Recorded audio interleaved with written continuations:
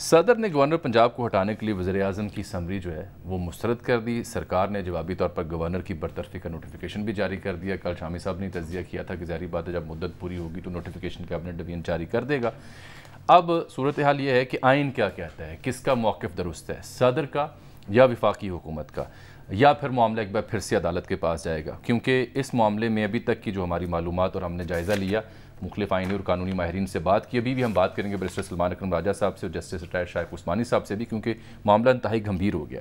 ایک تو سر ٹیم گئی گورنر ہاؤس کی پرویز لائی صاحب کے پاس کہ جی وہ گورنر برطرف ہو گئے ہیں تو آپ چارج لیں، وہ بھی انہوں نے لیا۔ پھر ان کا جو احمد اویس صاحب ہے نا، ان کی جو برطرفی ایڈوکیٹ جنرل، ہاں ان کو ان کے عہدے سے ہٹایا گیا ہے، اس پر بھی انہوں نے اس پہ بھی دستخط نہیں کیے۔ اور اویس صاحب جو ہیں بڑے پرجوش شخص ہیں، ہمارے دوست ہیں، وہ بیٹھے ہوئے ڈٹے ہوئے، اور گورنر پنجاب بھی ڈٹے ہوئے ہیں، پرویز لائی صاحب بھی ڈٹے ہوئے ہیں، اور صدر مملکت بھی ڈٹے ہیں۔ پی ٹی آئی کا کارکن ہوں، جب تک مجھے میری جماعت نہیں کہے گی میں موجود ہوں، تو جب تک گورنر پنجاب دستخط نہ کریں وہ حکم نامے پر، اس وقت تک وہ اپنے عہدے پر موجود رہیں گے۔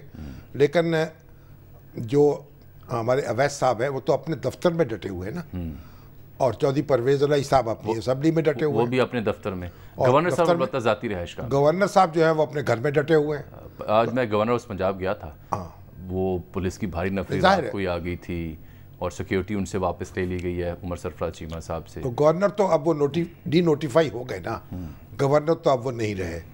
اب وہ اگر چاہتے ہیں اشک شوئی چاہتے ہیں، عدالت سے رجوع کرنے تو پھر عدالت میں رجوع کریں گے نا، نہیں ہے پلان ان کا، اگر عدالت سے رجوع کریں گے تو پھر عدالت ان سے وہی پوچھے گی جو ہمارے عطر محمد صاحب پوچھ رہے تھے۔ چلے اچھا، وہ فیصل صاحب سے جو ہمارے بھائی ہیں، فیصل چودھری صاحب، فیصل چودھری صاحب فواد صاحب کے بھائی ہیں، جی جی جی، ان سے پوچھ رہے تھے بھی اپنے عمران خان صاحب سے پوچھ کے آئیے ہمارے اوپر اعتماد ہے کہ نہیں ہے۔ بالکل، تو گورنر صاحب سے شیخ رشید صاحب سے پوچھا تھا ہم نے، جو سابق گورنر صاحب نے ان سے بھی کہا تھا، سابق گورنر صاحب جو ہیں ان کو بھی ان سے بھی پوچھنا پڑے گا نا کہ کیا عدالت کو فیصلہ کرنے کا حق حاصل ہے کہ نہیں ہے۔ اعتماد کرتے ہیں آپ؟ نہیں، اعتماد تو کرے نہ کرے، فیصلہ کرنے کا حق حاصل ہے کہ نہیں۔ چلے اب یعنی عدالت اگر نہ ہو تو ملک میں تو پھر انارکی پھیل جائے نا۔ تو اب جو ہمارے عمر سرفراز چیمہ صاحب ہیں، ان کے پاس تو کوئی مداوع نہیں ہے کہ وہ عدالت کا دروازہ کھٹکھٹائیں اور اپنی فریاد لے کے پہنچیں۔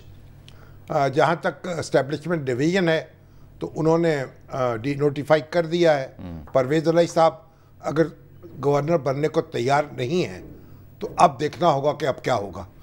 اب اس پر پہلے تو میں آپ کو 3 مختلف نقطہ نظر سناتا ہوں، اب یہ بھی ہو سکتا ہے نا، آئینی ماہرین سے بات کرتے ہیں کہ آئین اور قانون کیا کہتا ہے کہ آئین اور قانون جو ہے نا، دیکھیں یہ پارلیمانی نظام حکومت ہے، صدر جو ہے وہ وزیر اعظم کے مشورے پر عمل کرنے کا پابند ہے۔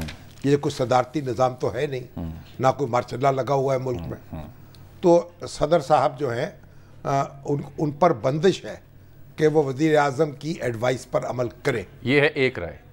دوسری رائے جو صدارتی کیمپ کی ہے وہ یہ ہے کہ صدر کے پاس حتمی اختیارات ہیں اور وہ کسی بھی مشاورت پر عمل تو کر سکتا ہے، لیکن وہ لازمی طور پر ایسا کرنے کا پابند نہیں، اور اس موقف کے حق میں دلیل کے طور پر وہ آرٹیکل 101 کی ذیلی دفعہ 3 کو پیش کرتے ہیں۔ اس دفعہ میں لکھا ہے کہ the governor shall hold office during the pleasure of the president۔ تو یہ پریزیڈنٹ سے یہاں مراد وزیر اعظم ہے۔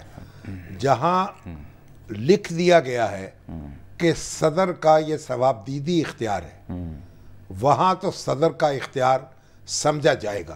پورے کانسٹیٹیوشن کو اٹھا کے دیکھ لیں، وزیر اعظم کا نام نہیں کہیں آپ کو نظر آئے گا، نظر آتا ہے صدر کا نام۔ صدر کے نام پہ حکم جاری ہوتے ہیں، صدر کے نام پہ فرمان جاری ہوتے ہیں، آرڈیننس جاری ہوتے ہیں، تقرر نامے جاری ہوتے ہیں۔ سلمان اکرم راجہ صاحب تشریف لے آئے، ایک کلاز اس میں ایڈ کر دی گئی ہے کہ صدر جو ہے وہ وزیر اعظم کی ایڈوائس پر عمل کرے گا، بس۔